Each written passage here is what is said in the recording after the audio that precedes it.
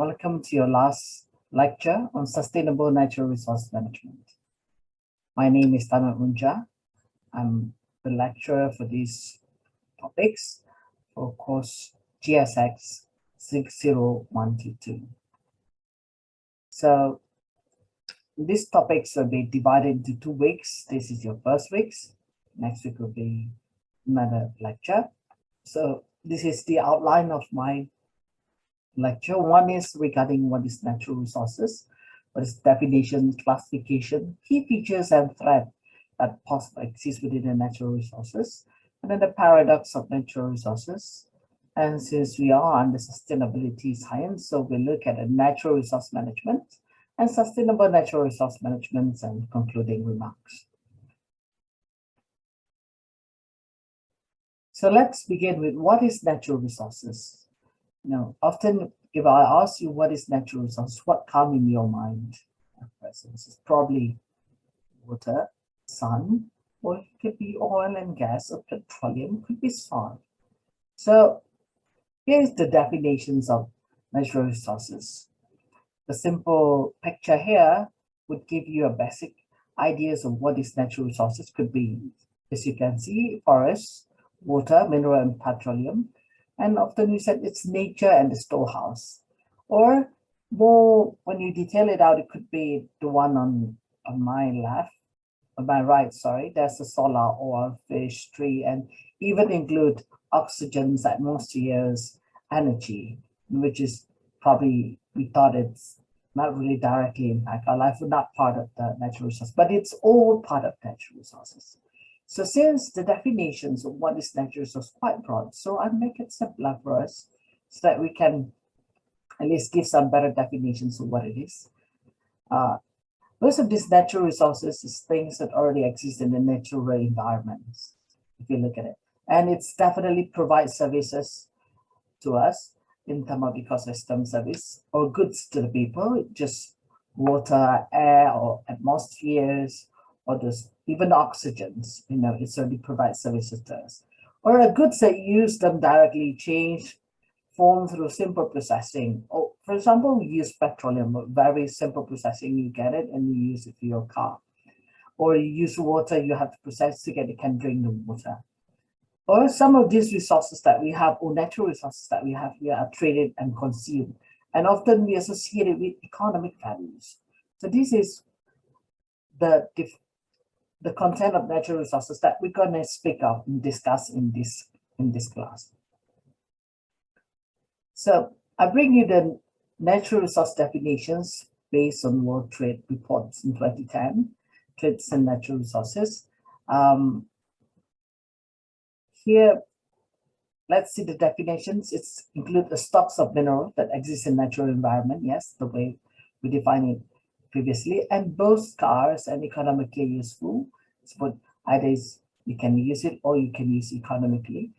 Useful in productions or consumptions, either in their raw state or either minimal amount of processing.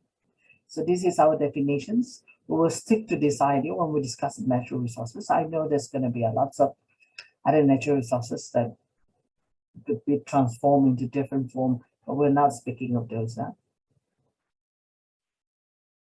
So to make it simpler for the discussions, because it's so broad of it, we divide it into 2, renewable and non-renewable. Renewable could be forest, water, wildlife, and then meanwhile the non-renewable one could be mineral, fossil fuels, soil, petroleums, and etc. So what is the key features of these natural resources? According to the studies of World Trade, this is the ideas of key features within all the natural resources, either non-renewable or renewable, either their exhaustibilities or uneven distributions across country. There's externalities exist among these resources and dominance of natural resources and even volatilities of natural resources. Now we're going to discuss the detail afterward, one by one. So the first one, key features are exhaustibilities. Exhaustibilities of renewable resources that increase in quantity of resources that renew itself over a short period of time. So renewable means you can have it within a period of time, but can provide a yield over infinite time horizon. But if I throw back to you, 3 grows to maturity is 100 years. So how long we're going to live to see that? You know? So renewable resources have that period of time, probably still within our lifetime, but some could be longer than that. Meanwhile, the non-renewable resource is not grow or renew themselves within our lifetime. It's millions of times, not in a lifetime of human being. Therefore, the quantities of these non-renewable resource have some finite quantities. Some limits. After you withdraw all of it, it's over. Renewable and non-renewable. And we also realize that there's uneven distributions of these renewable resources across the country. If we look at this picture here, even the total renewable resources, this water, if you can see, there's several countries that have a lot more water compared to the other part of the world. As you can see, there's a lot of, maybe half of the world have more than a lot of water, tons of water. Whereby in the other part of the world, even as you can see here, even China has some vulnerability to the water resource itself. And in the Middle East and this part of African countries, they have scarcities, absolute scarcities of a renewable resource. It also goes the same with other mineral or non-renewable mineral. As you can see here, this is a mix of things, but just take a look at this red color and pink and these two. These both get, or even the black one. You see there's 3 things here. You see the distributions are different from other parts of the world. As you can see, there's most of the minerals or metals or precious mineral occur in this region here in Africa and as well as within India, whereby it's slightly less in other part of the world. And we can see that, meanwhile, we see that electronic, which use most of this mineral produced mainly in China as well as Canada. So they are not the producer of this thing. And we also can see there's a lot of oil and gas or petroleum in other parts of the world, only a few in African, Middle East country and up in here, Russian's country, and some here in the southern part, to include Indonesia. So, but throughout the globe, we use oil for our fuels. And you can see that there's uneven distributions across the country. That's the need of other part of the world accommodated by other countries. And also there's the externalities to these to these resources, because it occurs when actions of one economic agents affect another agents indirectly, positive or negative, according to Nicholson's 2001. What does it mean is that some of the product overproduce because, for example, if you look at the picture over here, these both can be example of externalities. The first example that I put it, overfishing over one type of fish improve the competing species. There's numerous species of fish in the oceans, but we all only eat certain species. Therefore, those species that we ate have become more expensive and have economic values, whereby those were less were not, which is not eaten, was left there swimming in the sea and less valuable. And also when they build a facility to accommodate to transport these resources also influence the price of externalities. Previously, it was, for example, some of the mineral that we have are located in a remote area. It's very difficult to transfer it to the city and transfer it to the part of the world. So the price going up. But then when we build a facility to transfer it to the market, the price goes up. And fossil fuel and the pollutants to the new fuel. We are still working on fossil fuel and using it, but in the near future, we are looking at hydrogen. So we're looking at other fuels to accommodate it. At present, fossil fuel is the main things. But previously, before fossil, what is it? Coal. So it's moving, and next future we're going to have different things. So the dominance of natural resources. As you can see here, a dominant features in many national economy. I bring you back to the picture of distributions of resources across the world, particularly non-renewable, you see that most of those countries producer of those resources rely on it as the export products. And they become specialized productions of goods where they have the advantage and export them for exchange, another good. I put a picture here, tantalum. This is rare earth mineral, which is found mainly in the African continent.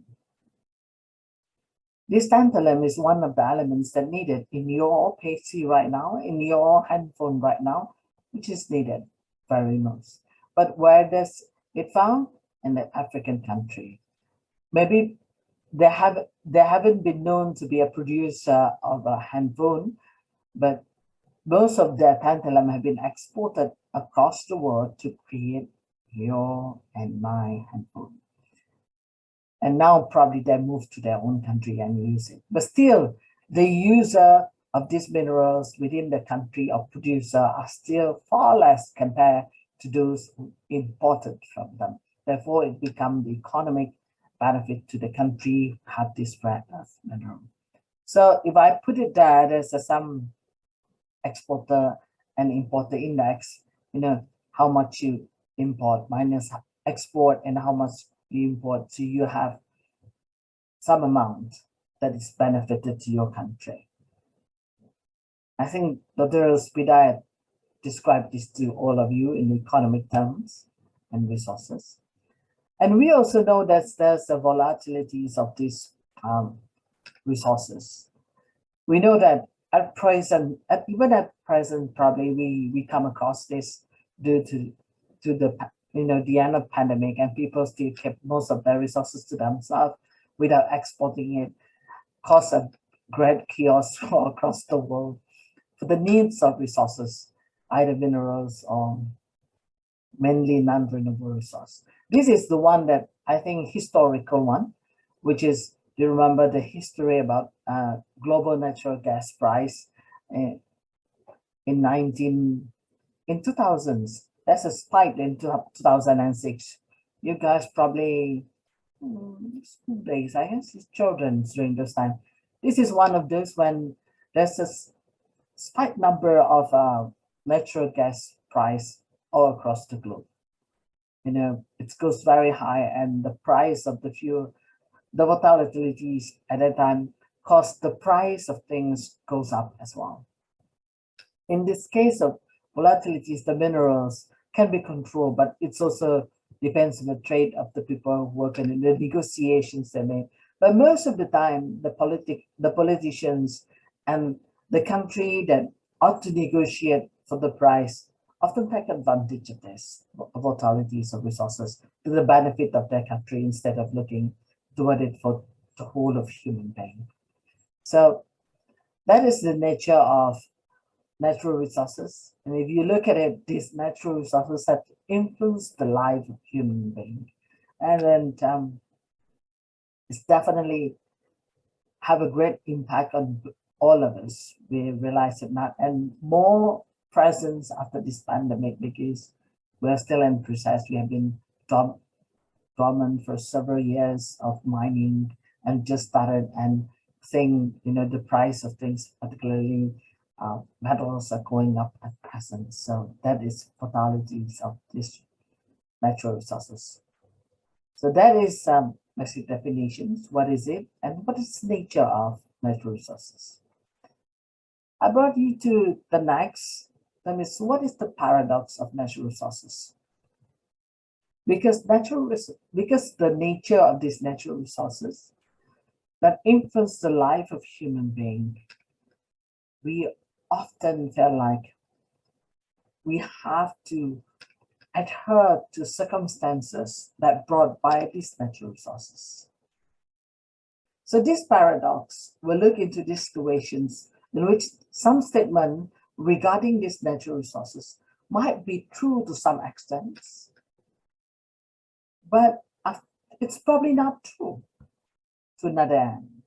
Or it could be not true to this part, but it could be true to the other part.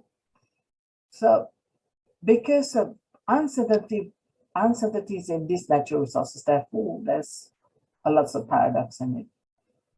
So we will see several of paradoxes related to natural resources. The first one is what is related to the study that we have on sustainability.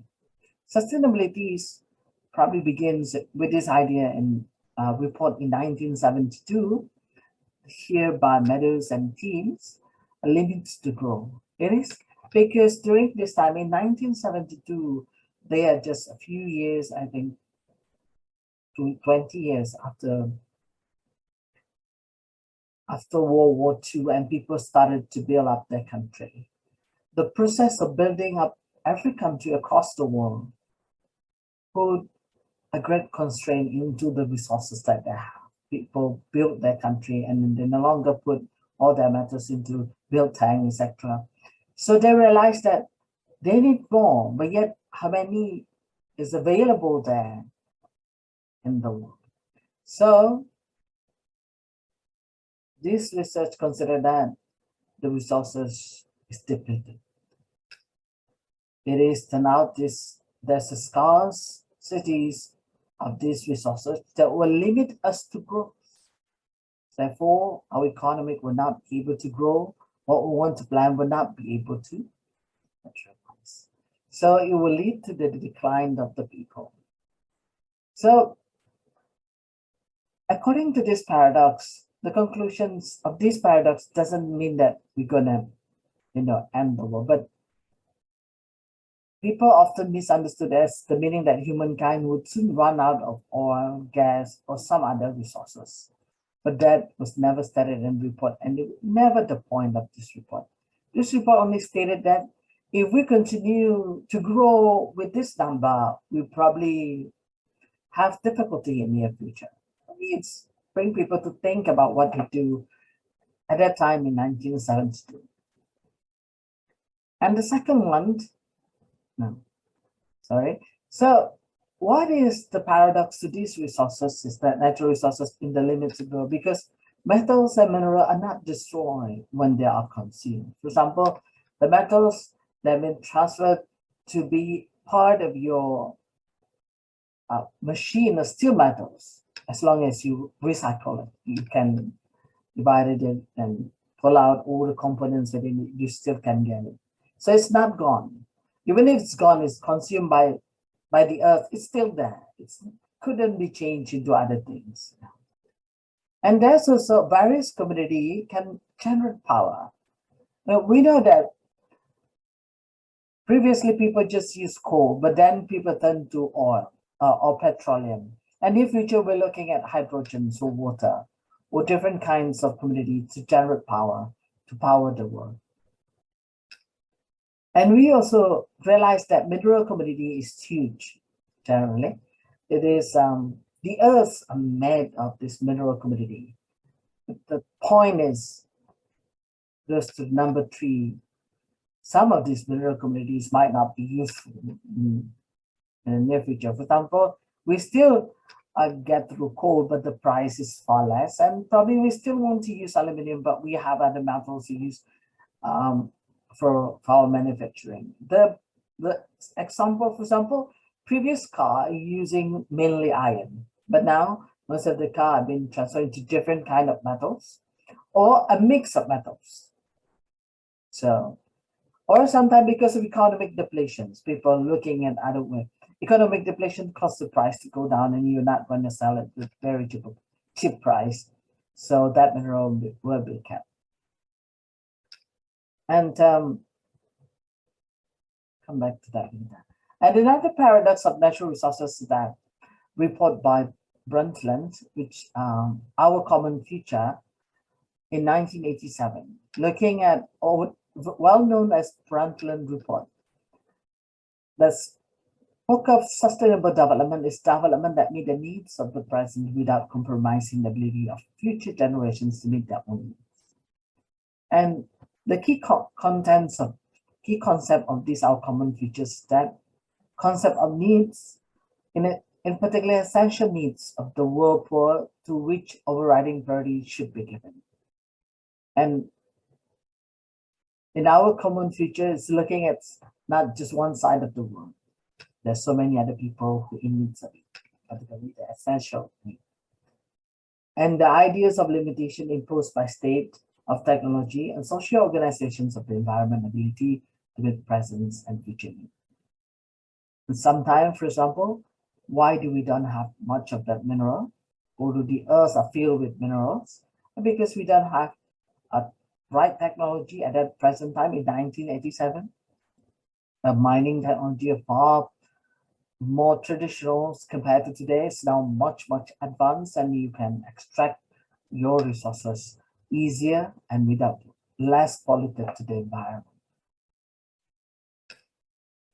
And the paradox of natural resources as well proved to be true to some extent. For example, this is the first one in 1972. The Earth, according to this overshoot day, Earth mean when one country, if that country have this amount of resource, how much of the resources that they can use. I mean, the date when humanity use of natural resources given year's ecological footprint exceed what the Earth can regenerate in a year. If we look at the Earth as a whole, in 1970, when we said limits to grow, at a time when the people voted, all the resources in the Earth only can accommodate the number of people in that, billions of people that exist in 1970. However, in 2015, we be able to accommodate to one Earth and quarter, 1 and 6. And in 2030, we realized that we can accommodate 2 planet Earth with our resources based on our consuming great at presence. And if we look at the country base, we look here, most of the country already exceed number of resources that they can produce. And yet they still have a lot of resources on the earth. So it might not true. So there's a few things that influence why is it not true.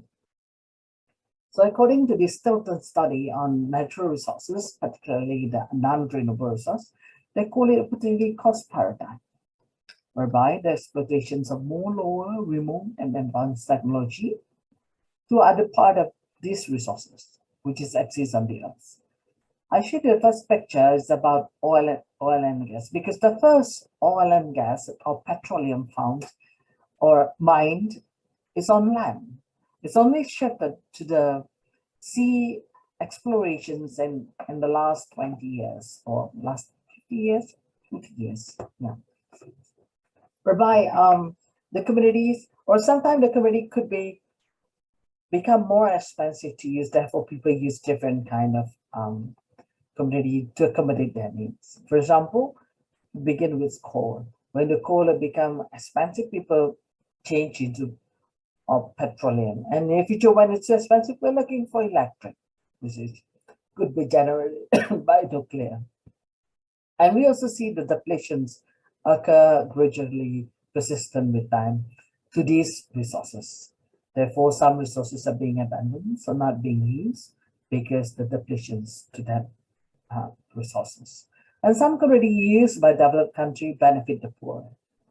In the case of our country, for example, we are producing a different grade A of petroleum that will not be used by our country, used by other country. We are importing others petroleum to be used in our country because we often exchange it, or it's not benefit us, it benefit other countries over time. And we also see that population growth increase the long run availabilities of the communities. So this is the reason why we be able to feed the earth. Despite people said will not be able to do so by 2000s or 2020 or 2030, according to that overshoot day, we probably use double of what we can produce, but still manage to do so with these few things here. Let's go to the next one on natural resource management. So in the case of natural resource management, before there's a word of sustainability, it could be managed independently by single agencies in the country or regions. In the case of our country in Malaysia, we have this, for example, the natural resources are mainly under the states. But we have a federal agency to monitor, but not to making decisions on it. Or in other part of the, it's also applied to other part of the world, right? Or second one, several departments manage different aspects of natural resources. Therefore, federal, state, local government involved in various aspects of natural resources. It's not just managed by one. Or for example, water managed by various groups from private, federal government, or state government. And often this is the issues within natural resources management, lack of understanding of resources. Instead of emphasis on resource utilization, we are looking at resource, we emphasis on resource utilization rather than resource conservation. So supply enhancements of demand management. So therefore we perceive the abundance and exist separately from the whole of nature. This is view of natural resource management. According to World Bank 2000, natural resource management refers to sustainable utilizations of major natural resources, such as land, water, air, mineral, forest, fishery, wildlife, wild flora, and fauna. And natural resource management also refers to sustainable utilizations. And you can see here is two different stories. On my left is forest in Japan, which is replanted after the historical fire in Tokyo. They replanted forests in Japan to accommodate the needs of housings and the needs of people of Japan. And you can see a lot of forested area in Japan are planted like this. Whereby in Malaysia, you have the forest is natural forests, and all the natural forests in the country in Malaysia often providing nature or resources as this, whereas the water abundance and become a catchment area for the area of all the states. And we know that natural resources management also include the understandings of, for example, the intertwine within other nature and society. We see that, look at this area here, the open one belongs to land and survey, whereby the forested area belongs to forestry department, whereby the water resources itself by state or private agency. And then the planning and the resources and the water resources are connected actually.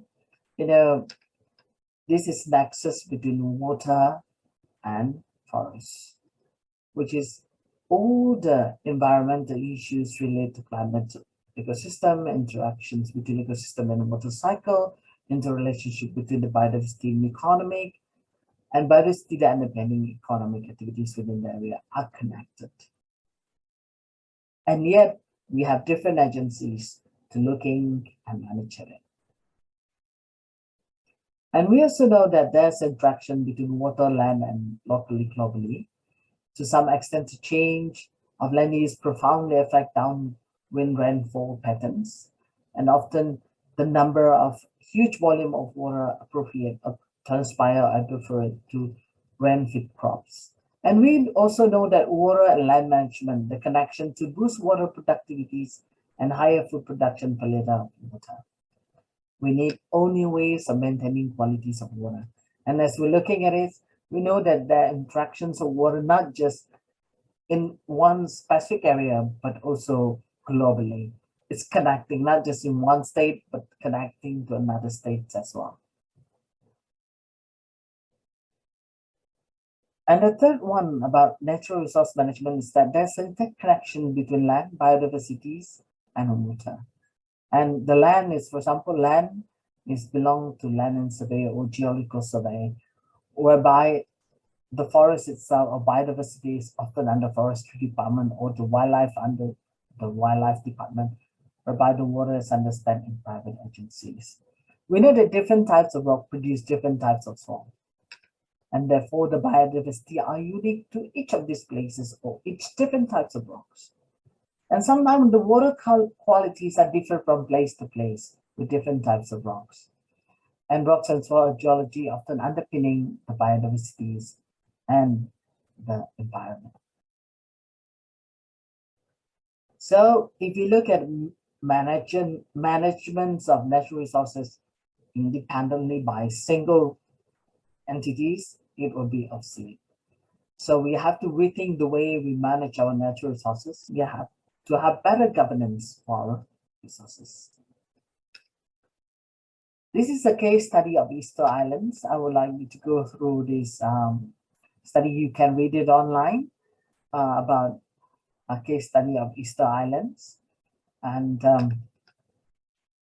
how the people here, or not just the people, the community here are insane simply because their disability to manage their natural resources. This is provided that these islands are quite isolated in the Pacific Oceans and they really depends on themselves. Despite being able to create numerous of these Rapa Nui, you can see these features here, those Ahu features representing their community. The people here are gone, never to exist.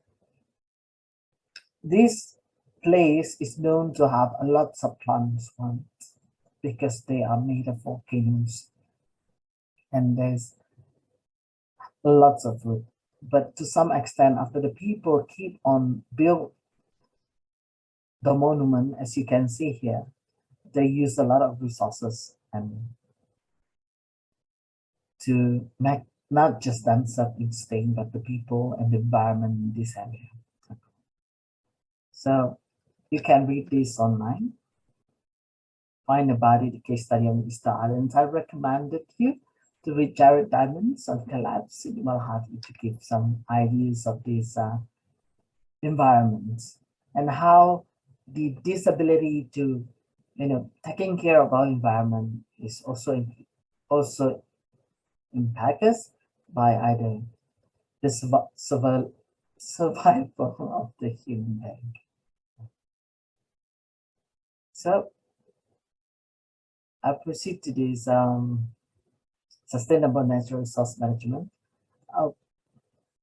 But I also would like you to watch the video that I'm putting together here. Not on this slide, but I'll touch it with the slide video from Japan. So let's see what is sustainable natural resource management. Sustainable management of any resource rests on the capacity of management, the evolutions of stock, and take corrective actions in case of significant degradations or decline. Neither we be able to monitor and then take corrective actions. Often we be able to monitor, but not many can take corrective actions. So in the case of Malaysia, I would like you to go through your own country because to get these details quite might be from different country. But look in your country. Probably your country also have similar situations as we are. As a country, we already speak of this sustainable natural resource management in our third Malaysia plan in 1976. When we passed the Act of the Environmental Quality Act in 1974, we're looking at this. For example, we're looking at overall environmental policy that take into account the following factors: impact of population growth and the man activities and resources development, industrializations, and urbanizations have on the environment. We also have been thinking about the critical importance of maintaining the quality of the environment relative to the needs of populations, particularly in regards of productivity capacity of the country, land resources, and agriculture, forestry, fisheries, and water, which is become a big problem to our country now, in which we have lots of agriculture land, our forested area have been transferred to agriculture, for fisheries, and even for water. And there's also the needs to maintain the healthy environment for human habitations. While we are trading our environment for agriculture, for fisheries, and for the needs of the people, we also have to maintain the healthiness of it. And the the fourth one, looking at the ability to preserve the country's unique and diverse natural heritage, all of which contribute to quality of life. And they also need some interdependence of social, cultural, economic, biological, and physical factor in determining the ecology of man. And the country, in the case of Malaysia, also looking at sustainable development of natural resources. This is by part of strategic documents of mineral sector in 2013. Now we are already entering 12th Malaysia plan. We have another sustainable resources management, but looking at green. This is the ideas, I think, last 12 years. Still in progress. Looking at resource security, environment protections, conducive business environment, public safety, and well-being.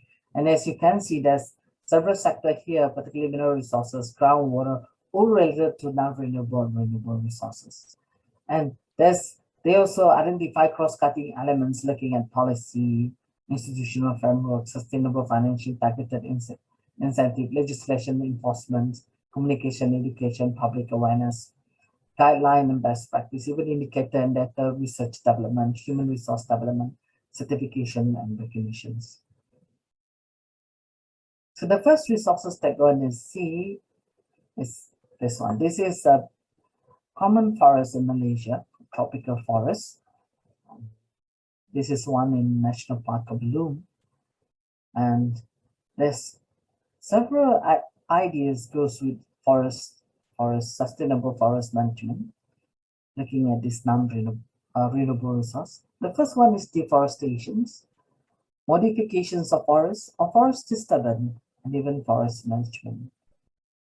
What does it mean? Modifications of forests due to selective logging and other human interventions. And we also see that conversions of forest to agricultural land at the high rate, about 13 million hectares per year globally. And we also see that 104 million hectares of forests were reported to be significantly affected each year by forest fire, pests, or climate events such as drought, wind, snow, ice, and flood. Yes, some people said during the pandemics, they lived peacefully, only for 2 years. But what have we done throughout these years? And in the last 2 years, how far has it been covered to what we have deforested or changed in the past few years? So we see that the world forest store 283 gigatons of carbon in the biomass alone, and the carbon store and forest biomass, that wood litters and so together, roughly 50% more than amount of carbon in the atmosphere. So the forest that we have has this ability, and we want to keep the number of forests globally because we want them to keep at least 50% of carbon dioxides within the forest itself, so that it will not affect the environment. And we know that there's some changes in terms of forest management, which private sector was involved in forest management since over the past 20 years, and it's reflected in changes in forest ownership and tenure in some of the region in the world. I'll bring you this picture here. This is, I think you come across this on the first lecture with Dr. Abdullah regarding land use transitions and how the natural ecosystem could be changed into intensive agriculture, urban area, and protected recreational, and in which most of them, they're going to be intensifying and intensive deforestation of it, which landscape could be changed from natural ecosystem to change to urban intensive agriculture and different. And it's gradually from frontier subsistence intensifying and intensive. In terms of forestry, this is the sustainability definitions for forestry departments or forestry. The capacity of forests ranging from stand to ecoregions maintain their health, productivity, diversity, and overall integrity in long run. in the context of human activities and use.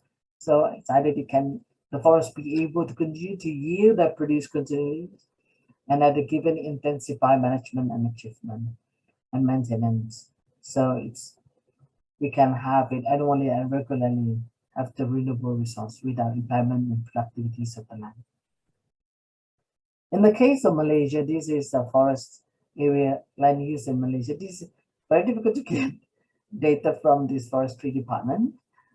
Generally, Malaysia still have about 56% covered by forests, and at present total forest area is 18.35, and we see that the state land and illicit land is only 3.39% out of those. And then permanent reserve forest, 72% of all, 13.43 out of this total forest area, and some only 8% have become first century or national park or protected area. And the country already have several policies on forests, include national forestry policies in 1978 and being revised in 1984.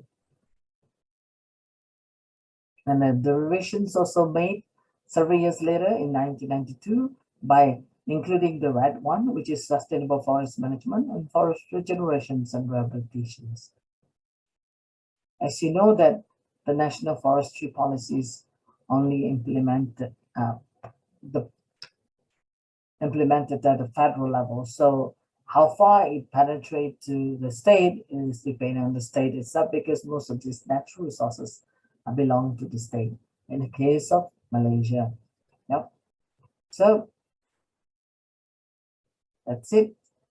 So next week I'm going to discuss with you about the other natural resources, which is water, and proceed with non-renewable resources.